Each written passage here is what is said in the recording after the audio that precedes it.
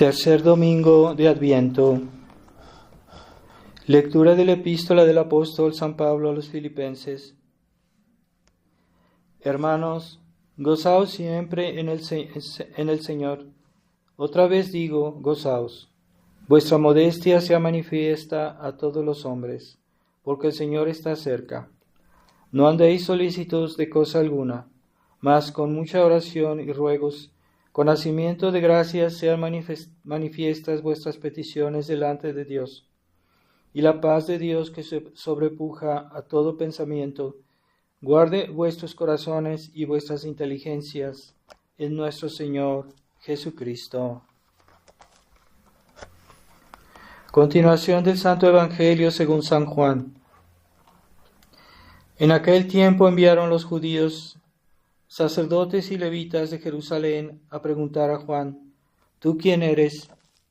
Y confesó y no negó, antes protestó: Yo no soy el Cristo. Y le preguntaron: Pues ¿quién eres? ¿Eres tú Elías? Y dijo: No lo soy. ¿Eres tú el profeta? Y respondió: No. Y le dijeron: Pues dinos quién eres, para que podamos dar respuesta a los que nos han enviado. ¿Qué dices de ti mismo? Y él dijo: Yo soy la voz que clama en el desierto. Enderezad el camino del Señor, como dijo Isaías profeta. Y los que habían sido enviados eran de los fariseos. Y le preguntaron y le dijeron: Pues ¿por qué bautizas si tú no eres el Cristo, ni Elías, ni el profeta? Juan les respondió diciendo: Yo bautizo en agua, mas en medio de vosotros está uno a quien vosotros no conocéis. Este es el que ha de venir después de mí, y a quien yo no soy digno de desatar la correa de sus sandalias. Esto aconteció en Betania, a la otra parte del Jordán, en donde estaba Juan bautizando.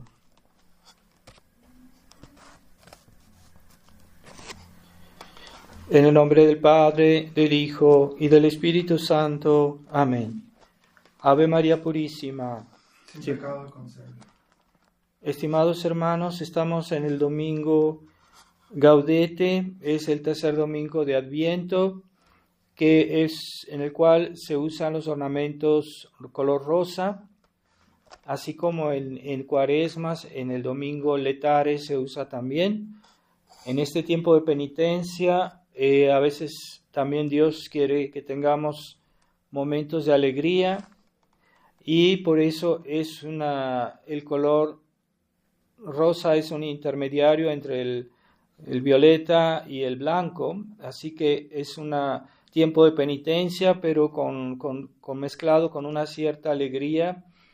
En nuestro caso es la venida próxima del Mesías, la venida próxima por el anuncio de San Juan Bautista, que él preparó los espíritus prácticamente poco tiempo antes, ¿verdad?, de que Jesucristo se manifestara públicamente. Y así que es un momento, a pesar de todo, que San Juan Bautista hizo mucha penitencia, fue un ejemplo de penitencia, pues de todos modos él nos da una gran noticia, una gran anuncio, y es la venida del Mesías. Entonces San Juan Bautista, como era un santo muy humilde, y por lo mismo muy grande, entonces él no solo deseaba dejarle lugar a nuestro Señor, y por eso cuando nuestro Señor ya se manifestó, entonces San Juan Bautista se eclipsó, por decirlo así, y ya envió a los que eran sus discípulos, se los envió a nuestro Señor para que se volvieran los apóstoles, ¿verdad? Entonces San Juan ya dijo: bueno, ya he hecho mi misión,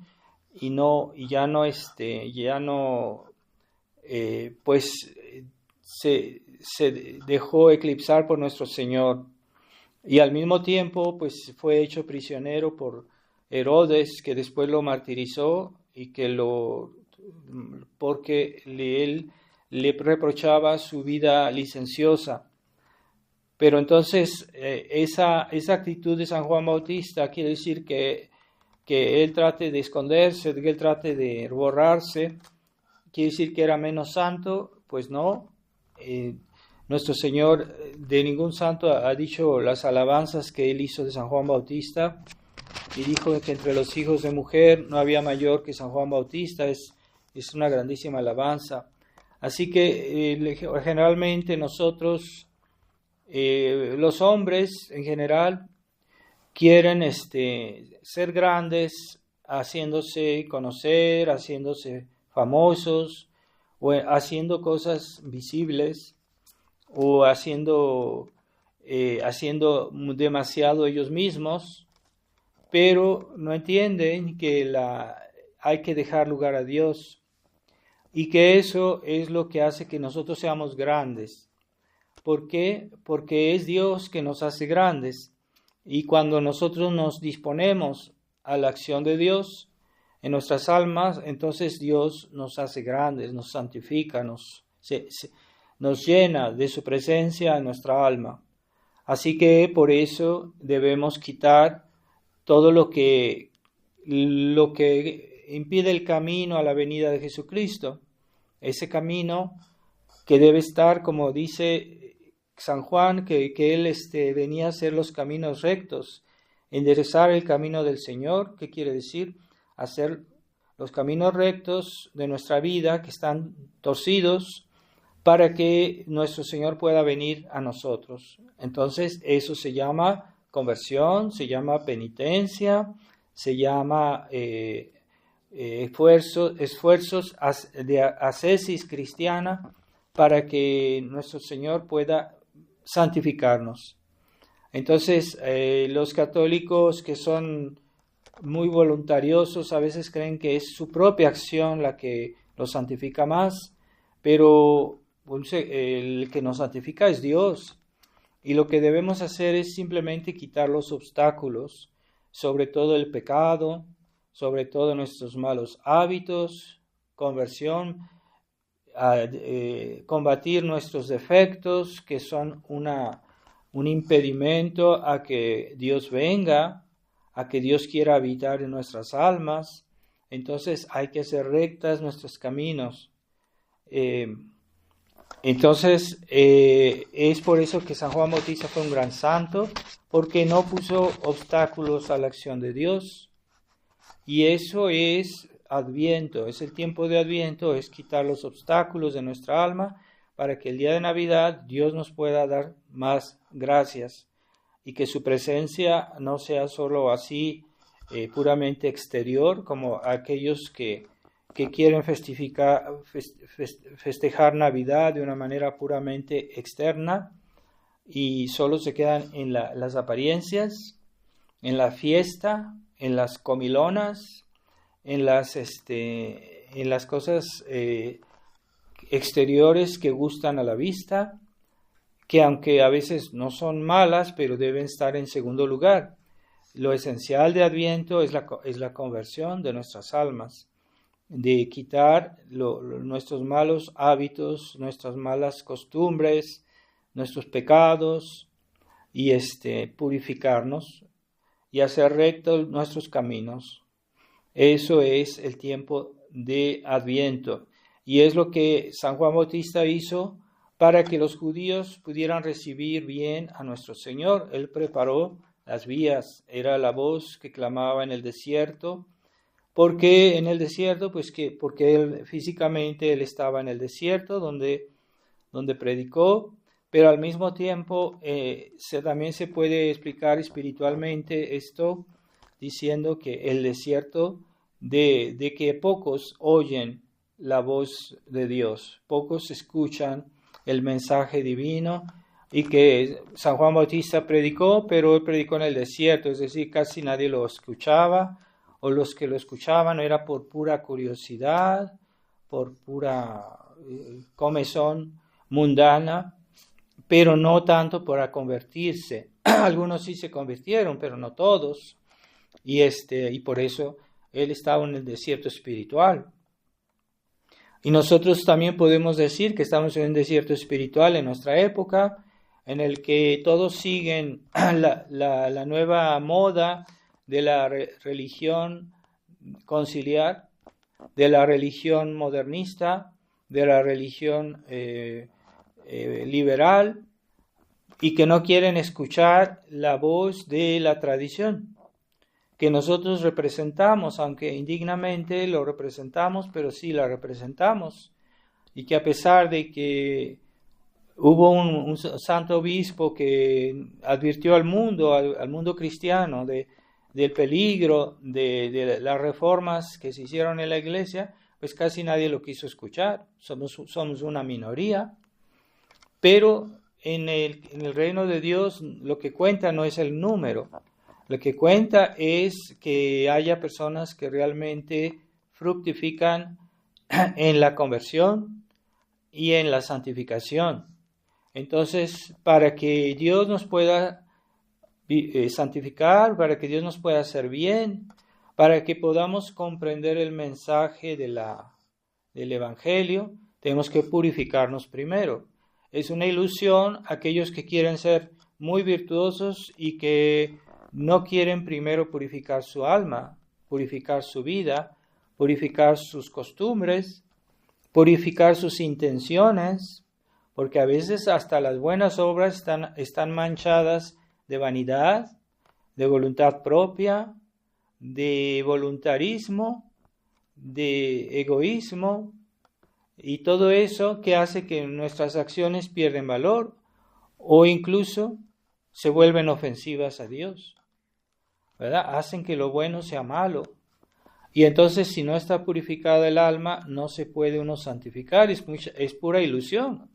Hay personas que se acaban de convertir y que creen que ya son santos y no han purificado su alma, aunque se hayan confesado, pero todavía no han purificado su alma de los malos hábitos, de sus malas costumbres, de su espíritu materialista, de su espíritu mundano.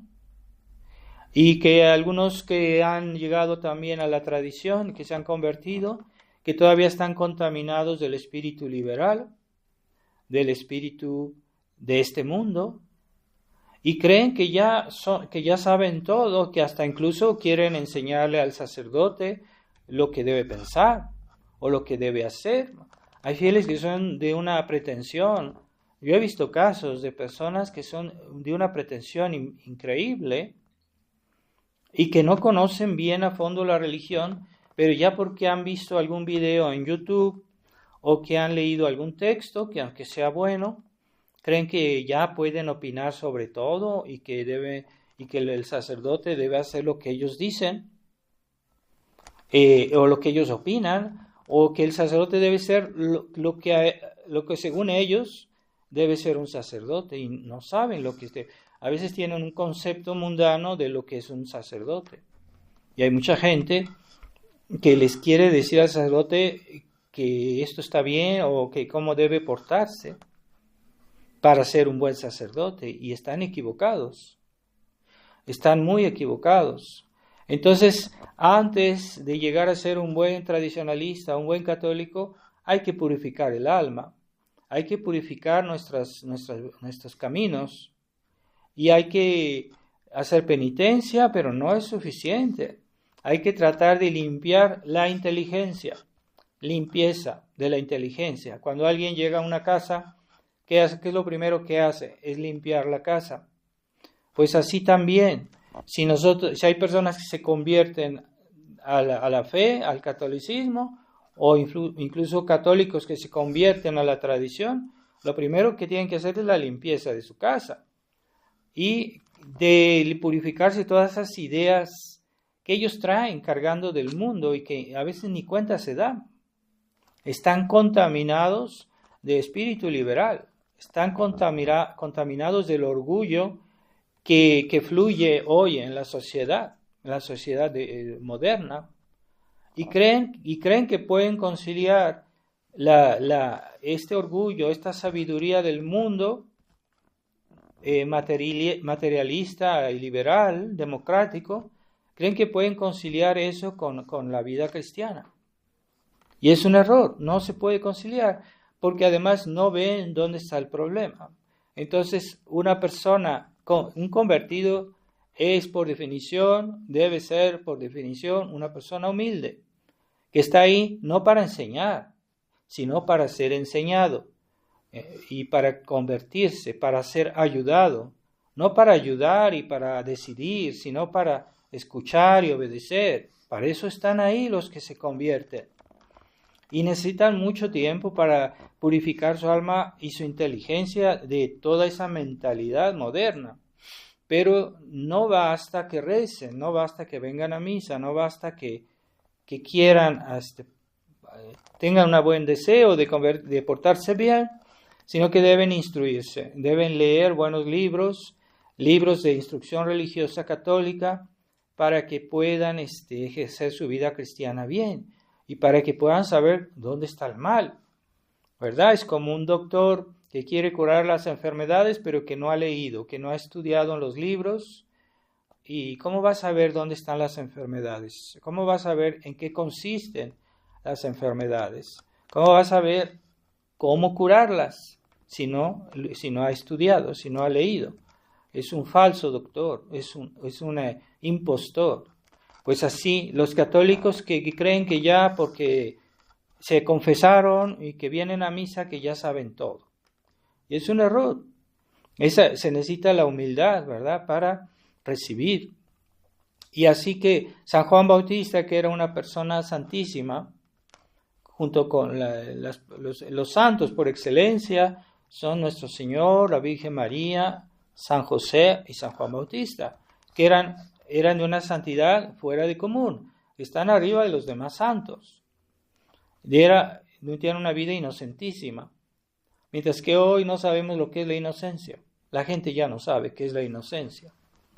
Por eso no aprecia el respeto que se debe tener a los niños, ¿verdad? Porque ellos son inocentes. Pero San Juan Bautista, San José eran inocentísimos, es decir, que una vida de una pureza fuera de lo común, y que estuvieron cerca de nuestro Señor, cerca de la Virgen María. ¿Qué más se puede pedir? Entonces, ese ejemplo de San Juan Bautista, de penitencia, de oración, de ayuno, de aislamiento, vivir en el desierto, no es cómodo vivir ahí. Entonces, es él que no tenía pecados que decir. En todo caso, nos dio el ejemplo de que de nosotros debemos hacer. Así como Jesucristo también hizo penitencia, pero no tenía por qué hacer penitencia. No tenía pecados. La Virgen María fue al templo después del nacimiento del niño Jesús porque había una ceremonia de purificación, pero la Virgen María no tenía necesidad de purificarse. Ella era más limpia que el templo a donde fue. Era más limpia.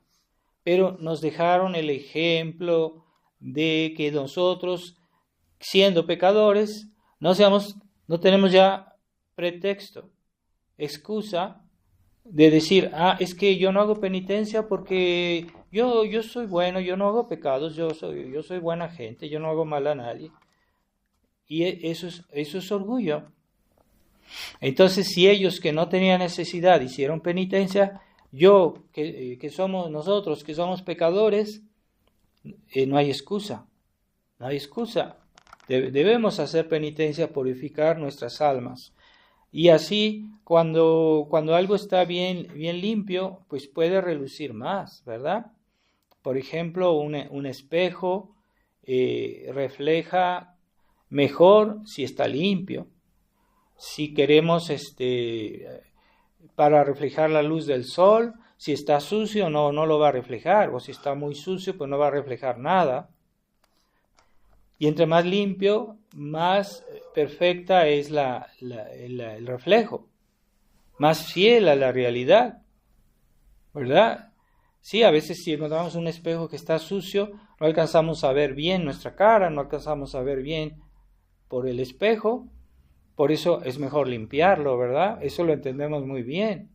Si nos queremos asear en la mañana y tenemos un espejo que está sucio, pues vamos inmediatamente a limpiarlo porque sentimos la necesidad. Es decir, ¿cómo voy a poder rasurarme si no veo bien? Pues así es la vida cristiana. Se necesita primero la purificación para que la gracia de Dios, la enseñanza de la fe y las gracias de Dios pasen. Y que pasen con más intensidad. No basta, es que yo me confesé. No, sí, está bien, pero no es suficiente. ¿En qué disposiciones te confesaste? Así que si tu alma está con buenas disposiciones, tú vas a recibir más gracias de Dios. Y es lo que no entienden muchos católicos. El grado de purificación es muy importante. Entonces, los santos es lo primero que hicieron. Hubo santos que eran grandes convertidos, que tuvieron una vida pecaminosa o errada antes y que se convirtieron. Pero hay que ver siempre que todos ellos pasaron por un periodo de penitencia extrema. Vean a Santa María Magdalena. Llegó a ser un alma muy limpia, muy pura, pero ¿por qué? Porque fue un alma penitente. Hizo mucha penitencia a Santa María Magdalena, aun si ya Jesús le había perdonado sus pecados, pero ella siguió haciendo penitencia. Entonces, tengamos en cuenta que la primera penitencia, la penitencia de corazón, es cuando estamos realmente arrepentidos de haber dicho esto, de haber hecho eso, de haber hecho algún pecado, o muchos, quién sabe. Entonces, y la penitencia de corazón es lo primero, ¿verdad? Pero a veces yo estoy arrepentido, sinceramente, pero tal vez no veo la gravedad de ese pecado que hice. Entonces no basta decir, bueno, ya me arrepentí. Como algunos vienen así, con esa frescura, es que yo ya me confesé, ya. Sí, pero tú no ves la gravedad de ese pecado. Entonces, Dios no te ha perdonado toda la pena temporal porque no has hecho toda la penitencia que debías. Porque no te has arrepentido con intensidad. Tu arrepentimiento es mediocre, tibio, frío. Y entonces, el perdón de Dios, las gracias que Dios te da son limitadas.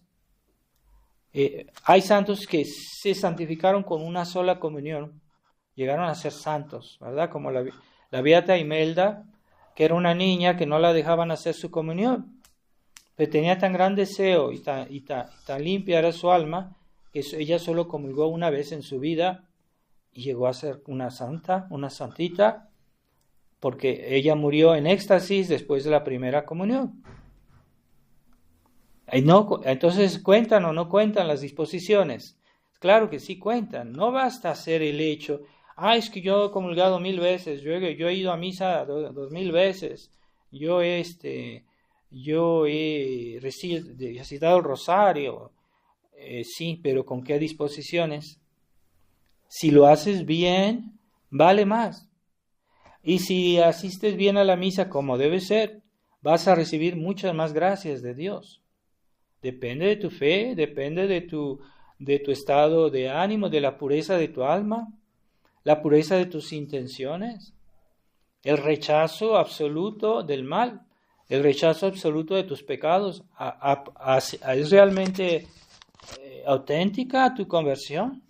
¿O todavía conservas tus malos hábitos y todavía tienes afecto por aquello que dices que has destruido, que has quemado, ¿no? Pero en realidad no, le guardas afecto a esos pecados que ya confesaste.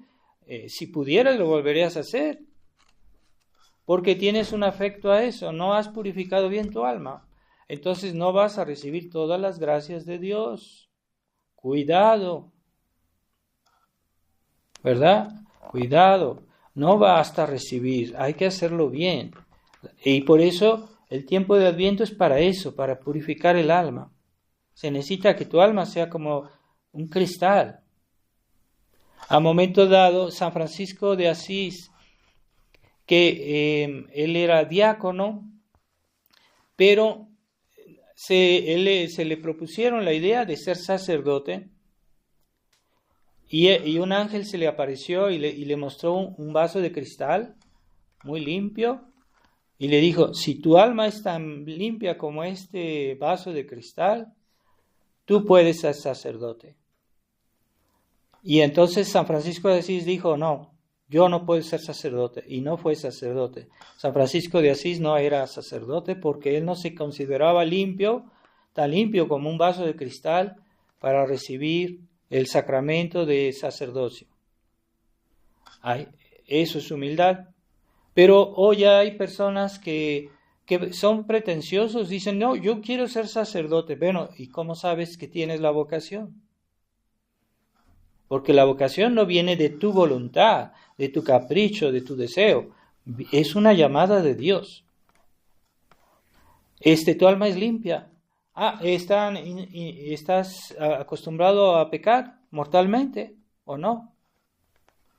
Entonces, ¿cómo quieres ser sacerdote? San Francisco de Asís se negó, porque él no se consideraba suficientemente limpio y era un gran santo. Y así también nosotros, los católicos que reciben la Sagrada Eucaristía, y lo hacen con esa ligereza, que a veces están distraídos en la misa, no se preparan bien a recibir la Eucaristía. Y no reciben todas las gracias que Dios quiere darles, sí, claro. La misa tiene un valor infinito, pero ¿por qué los católicos van a misa y salen igual de como entraron?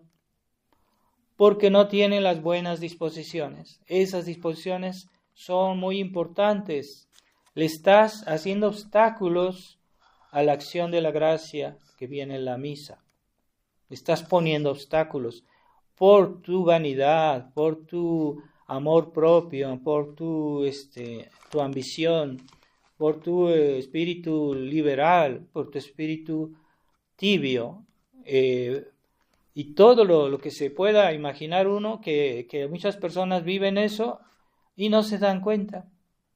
Dicen, no, es que yo soy buena gente, yo no hago mal a nadie. Se creen santos, se ven tan puros como la Virgen María. Yo tuve el caso de una mujer que no me quiso dar ningún pecado porque según ella en su vida no había hecho nunca nada malo a nadie. Y yo le tuve que negar la absolución porque ella no tenía pecados. Entonces la absolución se da sobre los pecados, ¿verdad? No se puede dar la absolución a alguien que no tiene pecado. Entonces si ella no reconoció ni siquiera un pecado venial, en toda su vida no había hecho ni un pecado venial. ¡Qué soberbia! ¡Qué orgullo! ¡Qué arrogancia! Hay católicos que se creen santos, como la Virgen María. Casi hay que ponerlos en el altar de la Inmaculada Concepción. Vamos a ponerlos en un altar donde está la Virgen de la Inmaculada Concepción, porque son limpios de toda falta. No ven sus males, no ven esa ceguedad. Y entonces ese ejemplo de San Juan Bautista lo podemos ver también en la Virgen María. Y precisamente anteayer celebramos la fiesta de Nuestra Señora de Guadalupe, Reina de México, Emperatriz de América, que vino enviada de Dios, porque la Virgen no hace todo como ella quiere, ¿verdad? No es una persona individualista, independiente, voluntarista, no. Era la voluntad de Dios. Ella vino a la tierra para comenzar la conversión de una gran nación, que es México. Y ella puso las bases para que este país fuera grande. Pero ¿qué encontró? Pues un país inmerso en el paganismo. Los españoles habían logrado la conquista, pero los indios no se querían convertir. Se convirtieron unos cuantos, unos miles, pero la gran mayoría no quería convertirse. Y la Virgen María estaba, pues ya, ella misma alentó a los soldados españoles porque después de la batalla de la noche triste, estaban muy desanimados y la Virgen se les apareció, y la Virgen de los Remedios se les apareció a unos soldados españoles y les dijo que no se desanimaran y que continuaran. Quiere decir que la Virgen María estaba por la conquista, aunque le pese a los indigenistas, aunque les pese a los que promueven el paganismo antiguo y que no quieren que dicen que la conquista fue una pura maldad. Y no, los españoles venían sobre todo para convertir a los indios y hacerlos católicos. Y entonces, pero la Virgen se les apareció. Y hubo batallas en la cual se veía que los indios lanzaban flechas contra los soldados españoles y las flechas regresaban, se volvían contra los indios. Hubo batallas milagrosas también en la conquista. Así que no le atribuyan siempre a los españoles la mala intención de que venía a buscar el oro, que venía a buscar la plata. Y que no, era la voluntad de Dios que México se convirtiera, pero los esfuerzos humanos no son suficientes, entonces se necesita la intervención divina, porque ya una vez que la Ciudad de México fue conquistada, pues Hernán Cortés trajo misioneros franciscanos para que convirtieran a los indios, y algunos sí se convirtieron, pero no todos, y la gran mayoría no quería convertirse. Entonces la Virgen María vino de parte del cielo para complementar la obra humana, los actos de los buenos cristianos españoles que venían, que querían convertir a los indios, pero que no podían, porque lo que convierte en realidad las almas no es nuestro esfuerzo, es la gracia de Dios. Entonces, para que quedara claro que esa conversión venía del cielo, no de los hombres, entonces la Virgen María vino a complementar la conversión. Y entonces cuando se apareció en el Tepeyac, después los indios se convirtieron en masa. Y en el mismo tiempo y con el mismo número de misioneros, se multiplicó por 10 las conversiones. De 1521 a 1531, pues hubo muy pocas conversiones. Pero de 1531, que fue cuando se apareció Nuestra Señora, a 1541, se multiplicó por 10 las conversiones. Y de ahí siguió toda la conversión de la gran mayoría de los indios. Siempre quedó alguno que no se convirtió, pero la gran mayoría se convirtió después de la aparición de la Virgen María. Ahí se ve la mano de Dios, ahí se ve la intervención divina, y que en ese momento los indios se enamoraron de esta imagen de la Virgen de Guadalupe, y fue como el vínculo entre los indios y los españoles católicos, que fue el vínculo de unidad, para que no se sintieran tan diferentes, para que no se sintieran enemigos. Fue la Virgen María que hizo la conversión.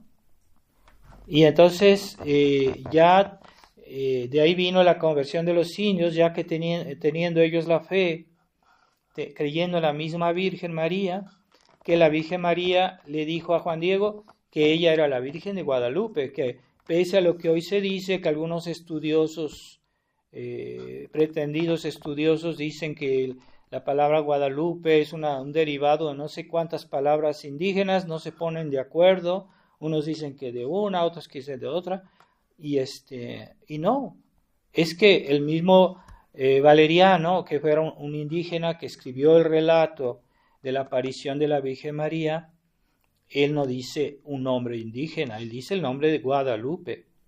Es el nombre que la Virgen le dijo a Juan Diego. No fue una especie de nombre que está así como lo hacen pasar por eso, pero aunque se parece un poquito, pero no hay ninguna prueba de que sea así. No hay pruebas. Mientras el documento de Valeriano sí es un documento histórico muy cercano a las apariciones, y que escrito por un indio, y él no utiliza esas pretendidas interpretaciones que hacen de la palabra Guadalupe, él utiliza la palabra Guadalupe. ¿Y por qué la Virgen quiso que la llamaran Guadalupe? Porque en ese tiempo los españoles eran muy devotos, los españoles que vinieron eran muy devotos de la Virgen de Guadalupe en España, y que era una Virgen inmaculada. La Virgen de Guadalupe, que está en un convento, en un santuario que está en España, es una Virgen Inmaculada Concepción, que en España en ese tiempo y siempre ha habido una gran devoción a la Inmaculada Concepción. Entonces, la Virgen de Guadalupe dijo que ella era la Virgen de Guadalupe para que los españoles comprendieran que era la misma Virgen, que no era otra cosa. Entonces, y también se apareció como una Inmaculada. A mí un sacerdote francés se molestó porque yo le dije que la Virgen de Guadalupe era mi Inmaculada Concepción, y estaba furioso, porque no quería aceptar eso, ¿verdad? Y quieren opinar en cosas que ellos no saben, porque ellos no conocen nuestra historia, pero sí quieren opinar. Entonces yo le dije, sí, es una Inmaculada Concepción, se puso furioso. Entonces, y son ignorantes a fin de cuentas. Entonces, esta imagen de la Inmaculada, la Virgen se apareció como una Inmaculada Concepción para que los españoles entendieran que era la misma Virgen, que no era otra, que no era una especie de visión diabólica que había tenido Juan Diego, o que era una cosa, una invención. Entonces todos entendieron que era la Madre de Dios. Ella vino a crear la unidad entre los españoles y los indios, y la Virgen lo quiso así. Y de hecho, la Virgen mandó a Juan Diego que le llevara las pruebas de la aparición a un obispo español, y que como diciendo, ve con él, escúchalo, obedécelo, haz lo que él te diga. Ese era el mensaje de la Virgen. Entonces la Virgen no vino solo a que los indios se convirtieran y ya. No, ella quiso que los indios reconocieran la autoridad de la Iglesia en Fray Juan de Zumárraga, que era un obispo español, no era un obispo cualquiera. Entonces, eso hizo que tanto los españoles como los indígenas, que al ver la belleza de esta imagen y la dulzura de la Virgen María, pues se convirtieron. Y ese fue el vínculo de la unidad entre españoles e indios, y que fue el inicio de una gran nación, porque los españoles, como los indigenistas de nuestra época, que quieren desprestigiar la obra de España, la obra católica de España, nos quieren hacer creer que los españoles vinieron aquí por arte de magia, y por arte de magia desaparecieron. Pero no, los españoles que vinieron de España se quedaron en México, no regresaron a España generalmente. Y esos españoles, algunos, no todos, pero algunos se mezclaron con los indios y nació una nueva nación, una nueva raza.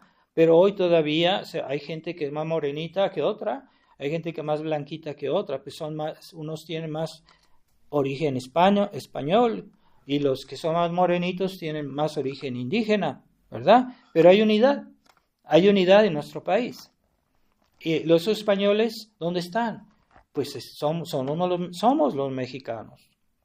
Entonces, la propaganda del gobierno ateo, del gobierno masónico, quieren hacer creer a los mexicanos que los mexicanos son indios. Pero no, los mexicanos son españoles e indios. Y hay una mezcla, pero esa mezcla no está completamente realizada. Hay mexicanos que son más blanquitos, que son de origen español. Y hay mexicanos que son más morenos, algunos son muy morenos, estos son indios de origen. Entonces, Bueno, pero es un pueblo, hay unidad. Porque esa unidad, ¿cómo se formó? ¿Cómo comenzó? Alrededor de esta imagen, alrededor de esta aparición. Y de ahí se puede decir que la Virgen de Guadalupe es la fundadora de México, la fundadora de esta nación. También Hernán Cortés, también se puede decir, pero su obra no está completada porque él no logró la unidad total del país, pero él puso muchas bases, sí es cierto. Hernán Cortés hizo traer a los religiosos, a los sacerdotes que comenzaron la evangelización, y no solo la evangelización, también la civilización. Ellos eran los que fundaron las escuelas, que fundaron las nuevas generaciones. Entonces la iglesia aquí en México tuvo una misión evangelizadora, pero también civilizadora. Y eso es la obra de la iglesia. Las escuelas, las universidades estaban en manos de la iglesia, hasta que el Estado liberal masónico se las arrebató. Cuando les arrebató a la iglesia también las escuelas, los hospitales, las obras de beneficencia. ¿Y qué hacen de eso ellos ahora? Ahorita matan a la gente de hambre, matan a la gente que no hay medicinas, que el gobierno liberal no les quiere dar medicinas y es un servicio pésimo. Mientras que en el tiempo del virreinato, pues los hospitales eran gratuitos y había muchas cosas que la iglesia daba gratuitamente para el bien de los indígenas y de los españoles. Así que México es español, que no digan que somos indios. México es español antes que todo, porque la cultura cristiana vino de España, vino de Europa, la cultura cristiana, no la cultura nada más, cultura y punto, ¿no? Porque hoy hay un movimiento que nos quieren hacer creer que la hispanidad es una gran cosa, pero hacen omisión completo de la influencia de la religión en la formación de la cultura hispánica, es decir, de todo lo que es la América española y España, que de ahí viene toda la cultura católica hispánica. Y que no es una cultura y punto, no, es una cultura católica. Entonces quieren hacernos creer que nuestros países deben tener un cierto vínculo, que eso no es algo malo, y que debería haber un cierto apoyo entre los países hispanos, que están, aquellos países que son hijos de España, ¿verdad? Porque esos países fue España que los formó, que los civilizó. España católica, no España nada más, España católica. ¿Y qué hacía la España de aquel tiempo? Los reyes eran creyentes, los reyes promovían la religión también y la practicaban. Ellos apoyaban a la iglesia, a veces pagaban hasta la construcción de las iglesias, los reyes católicos. Y de eso se quieren olvidar. Hay algunos especialistas, entre comillas, o historiadores, entre comillas, que nos quieren hablar del vínculo que existe entre los pueblos hispanos, que es por una cuestión de lengua, por una cuestión de raza, tal vez también, pero quieren ignorar la obra de la iglesia. Quieren ignorar ¿cómo se dice?, el núcleo de esta civilización, que es la religión. Y eso es un engaño. A veces yo me pregunto si esas personas no están sirviendo a otros intereses. Puede ser que sí, puede ser que no, pero de todos modos lo que dicen no es correcto. Entonces nos quieren hacer creer, por ejemplo, hay uno que es un joven historiador que todavía le falta tal vez experiencia y que quieren decir, nos dicen, se llama Zunzunegui, que en uno de sus libros dice que la imagen de la Virgen de Guadalupe fue una pintura hecha por un indio, y que eso fue después una especie de mito, la Virgen de Guadalupe. Entonces es falso, porque hoy científicamente está probado que la imagen de Guadalupe no es una obra humana, no se puede, ni siquiera hoy con los medios modernos se puede hacer una imagen igual. Entonces ahí hay algo que no va, porque si él dice que esa es una pintura que ha sido muy buena para México, porque todos los mexicanos, pero es como un mito, lo considera como un mito. Y otros dicen también, y a veces en los ambientes católicos se dicen cosas así, ¿verdad? Entonces que la imagen de la Virgen de Guadalupe es una cuestión de inculturización. O sea, todo lo que es la Virgen de Guadalupe, todo se refiere a los indios y no hay nada que ver con los españoles. Y eso también es un mito. Eso sí es un mito.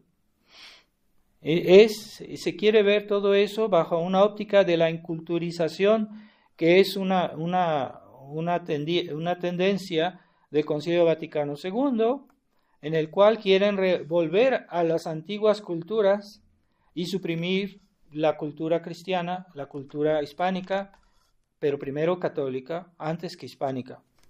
Entonces se quiere todo referir a las creencias de los indígenas y hacen toda una interpretación de la imagen de Guadalupe que se refiere al paganismo. Entonces hay que tener cuidado con esos, incluso católicos, que ven en la imagen de la Virgen solo una cuestión de inculturización. Ciertamente hay muchas cosas misteriosas en la imagen de Nuestra Señora, pero no hay que dejarse llevar por esa mentalidad. Y todo eso es en el espíritu del Concilio Vaticano II. También eso se está difundiendo, por ejemplo, hasta en las universidades, por ejemplo, en la Universidad de México, la Universidad Autónoma de México, quieren asimilar la Virgen a una diosa pagana que era venerada justamente en el Tepeyac. Y se ha publicado últimamente una especie de plano en el cual se veían todos los lugares donde los indios hacían sus sacrificios humanos antes de la venida de Nuestra Señora y sacrificaban a niños. Y esos lugares se sabe más o menos dónde eran. Ahí en el Tepeyac y cerca de Tepeyac. Entonces, la Virgen vino para reemplazar, para decir, se acabó la religión pagana, se acabó los sacrificios humanos, se acabó los dioses, los falsos dioses, los ídolos. Y ahora es la verdadera religión. Y la Virgen le dijo a Juan Diego que ella era la madre del verdadero Dios. No le dijo, es que yo soy también una diosa, yo soy la diosa pagana que estaba aquí antes, pero ahora me aparecí. No le dijo eso, yo soy la madre del único Dios, el verdadero Dios. Es lo que le dijo la Virgen a Juan Diego. Entonces ahora nos quieren hacer creer que eso fue ese culto a la Virgen de Guadalupe es una deformación del culto antiguo que había a la diosa pagana, a una diosa pagana, y que los españoles o los misioneros hicieron eso para poder evangelizar a los indios. Pero ¿de dónde sacan eso? Es pura imaginación. No hay ningún elemento que ellos con que puedan probar eso. Y que el culto pagano fue de hecho, fue suprimido. Ya no existió, ya no había sacrificios humanos, ya no había ídolos. Si había algún objeto de culto por ahí de pagano, pues fue destruido. Y fue reemplazado por iglesias católicas, estilo español, estilo barroco.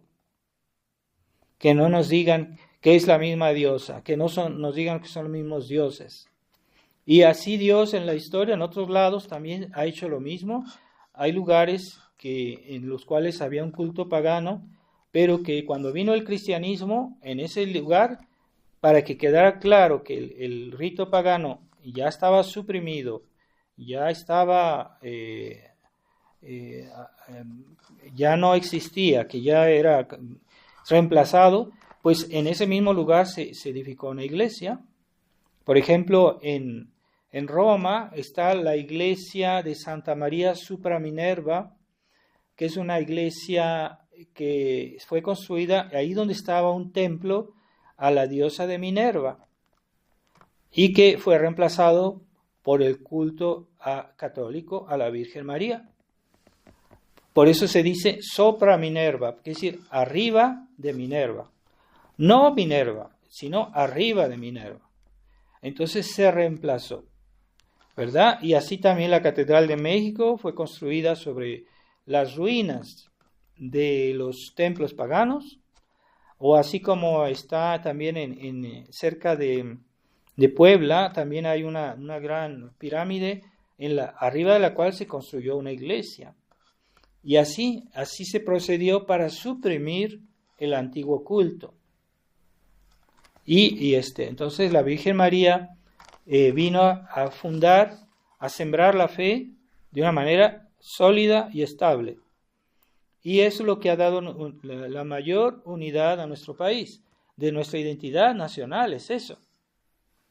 Y que a pesar de que han querido destruir el catolicismo en México, los judíos de Estados Unidos, los Rockefeller, toda esta gente que han promovido el protestantismo en México, no han podido, porque a pesar de todo sigue siendo actualmente el 90% de la población de México es católica, aunque son de esos católicos un poco debilitados por el modernismo, por la Iglesia Conciliar, pero sí se reconocen guadalupanos y siguen yendo a ver a Nuestra Señora, y eso les pesa a los enemigos de Dios, les duele en el alma ver que todavía la Basílica en México, donde está la imagen, se llena de gente, todas las fiestas de la Virgen de Guadalupe, y que mucha gente de todo el país va.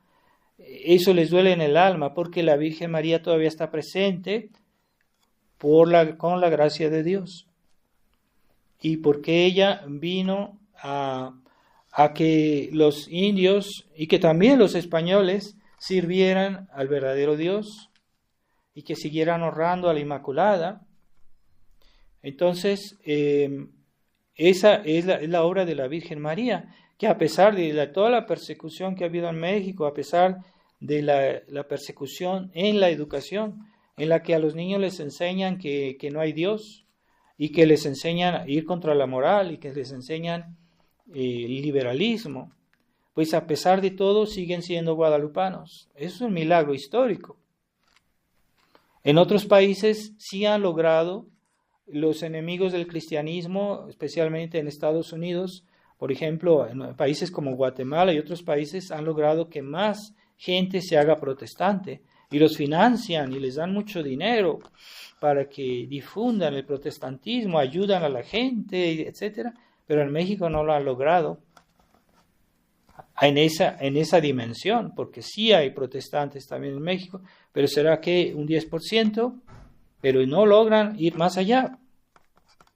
Entonces, esa es la obra de la Virgen de Guadalupe. Ella nos vino a traer a Dios. Yo soy la madre del verdadero Dios, mediadora de todas las gracias. Cuando ella se apareció, Juan Diego ya relató, dijo, pues cuando vi a la Virgen, todo lo que estaba alrededor de ella se volvía como piedras preciosas, se volvían y nacían rosas, ¿verdad? Y todo eso es porque la Virgen, por su presencia, nos atrae las bendiciones de Dios, y las piedras secas y áridas se convierten en piedras preciosas. ¿Qué quiere decir eso? Las almas de pecadores, las almas de los paganos, por la acción de la Virgen, por la mediación de la gracia de la Virgen, hizo que esos paganos que eran como rocas secas y estériles se convirtieran y hicieran hijos de Dios, buenos cristianos. Entonces se volvieron en piedras preciosas, ¿verdad? Y también cuando la Virgen le ordenó a Juan Diego a llevar las rosas, escogió rosas y como prueba de que ella era la que estaba ahí. Y esas rosas que nacieron también en un lugar árido, pues son un milagro y también simbolizan las almas de los buenos católicos que iban a nacer en una tierra estéril, que era estéril porque era pagana, porque era idólatra, porque era caníbal, que vivía en la edad de piedra. Que no nos cuenten cuentos que la cultura de los indios era superior a la cultura cristiana, nada que ver, porque ellos ni siquiera conocían la rueda, ni siquiera podían trabajar los metales, no tenían el nivel de artesanía que hoy tienen muchos indios y que dicen, no, es que los indios hacen esto. Sí, pero ¿quién les enseñó esos artes? Fueron los misioneros, los monjes, los sacerdotes. Entonces, todo eso viene junto y es la obra de la Virgen María. Y así como San Juan Bautista, ella prepara los caminos para que las almas se conviertan y que se llenen de Dios, que se vuelvan piedras preciosas, que se vuelvan rosas. Y ella prepara los corazones porque ella nos ayudó en México, ayudó a los indios a convertirse, a hacerse cristianos. Y a los españoles, pues, a hacerse mejores cristianos, ¿verdad? Porque ya ellos ya eran cristianos. Entonces, que México es una nación que es española y indígena. México es español, que le pese a algunos franceses que no les gusta que les digan eso, ellos creen que Francia es todo, y no es verdad. Algunos sacerdotes que yo he conocido en la fraternidad que son así, y no es verdad. Y aquí la grandeza de México no la hizo el clero francés, la hizo el clero español.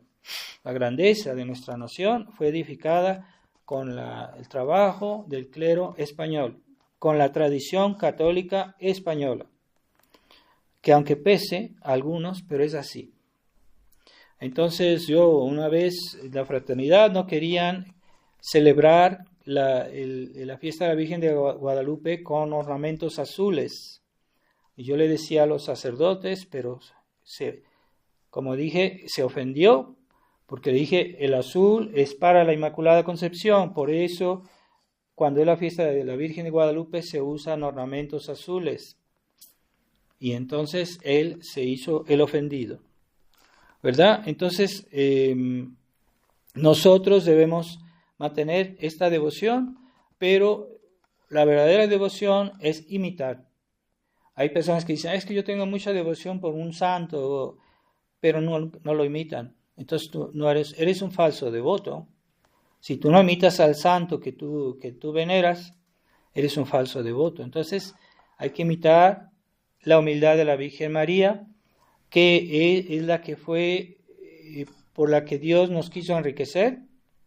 Y así como San Juan Bautista todo lo refería a Dios, así también la Virgen María. Ella nos quiso acercar a Jesús y a desechar el mal, porque hubo una purificación. Después de eso, España purificó de las falsas religiones, destruyeron los ídolos.